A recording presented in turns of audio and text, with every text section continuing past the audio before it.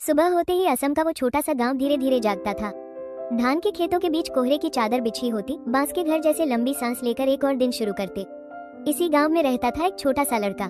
मिट्टी का घर, बांस के खंभे, टिन की छत। उस घर में रहते थे 4 लोग, माँ, पिता, छोटी बहन और वो खुद। पिता रोज मजदूरी के लिए निकलते, कभी काम मिलता कभी नहीं। माँ भी मेहनत करती, कुछ दिन चूल्हा जलता, कुछ दिन सिर्फ धुआं उठता। कभी थाली में भरपेट खाना होता, कभी रात आधे पेट तो कभी खाली पेट गुजर जाती। लेकिन शिकायत किसी के चेहरे पर नहीं होती। लड़का पढ़ाई से प्यार करता था। किताबें उसके लिए सिर्फ अक्षर नहीं थी, वे उम्मीद थी। लेकिन गरीबी हर रोज स्कूल जाने नहीं देती थी, तो वह काम करता। सुबह नदी में उतरकर मछलियाँ पकड़ता, दोपहर जंगल से ढेकिया, जंगली साग सब्जियाँ तोड़ता, शाम को बाजार में बेचता। जो थोड़ा सा पैसा मिलता वो खर्च नहीं करता, वह उसे जमा करता, किसी गुल्लक में नहीं, एक बांस के खंभे में। घर के एक कोने में एक मोटा खोखला बांस खड़ा रहता। सबके लिए वो सिर्फ घर को सहारा देने वाला खंभा था, लेकिन लड़के के लिए वो भविष्य था। हर सिक्का जब उस बांस के अंदर गिरता तो टन टन की आवाज आती, जैसे कह रही हो सब्र रख, वक्त आएगा। उसके पास कपड़े बहुत कम थे, फटा हुआ बनियान, नीली आधी पैंट।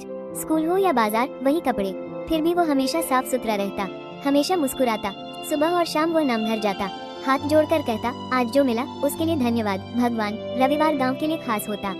पंचायत सदस्य के घर एकमात्र टीवी होता, पूरा गांव वहीं इकट्ठा होता। महाभारत लड़का ध्यान से देखता, धर्म, कर्तव्य, त्याग। उसे पता नहीं था कि एक दिन वो खुद वहीं जीने वाला है। फिर एक दिन उसकी छोटी बहन बीमार पड़ने लगी, धीरे धीरे कमजोर। उसकी हंसी खामोशी में बदलने लगी। उसे दूर सरकारी अस्पताल ले जाया गया, कुछ दवाइयाँ मिली, लेकिन बीमारी कम नहीं हुई। एक दिन गाँव में मुफ्त मेडिकल कैंप लगा। डॉक्टर ने जाँच के बाद कहा, इस बच्ची को गुवाहाटी ले जाना होगा। देर हुई तो बच पाना मुश्किल हो सकता है। माँ पिता के पैरों तले जमीन खिसक गई। गुवाहाटी मतलब पैसा, यात्रा, इलाज। उनके पास बेचने के लिए सिर्फ वही जमीन थी जिस पर उनका घर खड़ा था।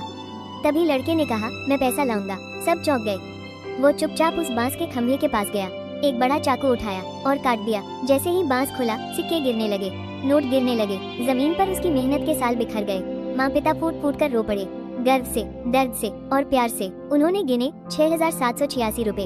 अगले दिन बस से गुवाहाटी। वही डॉक्टर इलाज करने लगा, फीस कम करवाई, जैसे कोई भगवान का भेजा हुआ दूत हो। बहन ठीक होने लगी। कुछ दिनों बाद वे घर लौट आए।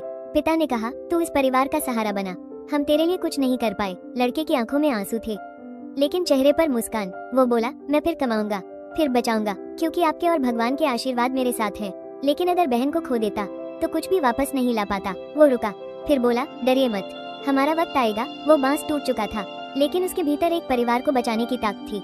कभी कभी नायक तलवार नहीं उठाते, कभी कभी नायक फटे कपड़ों में नंगे पांव एक बांस में सपने जमा करते हैं। For more untold stories and forgotten tales, like, share, comment, subscribe.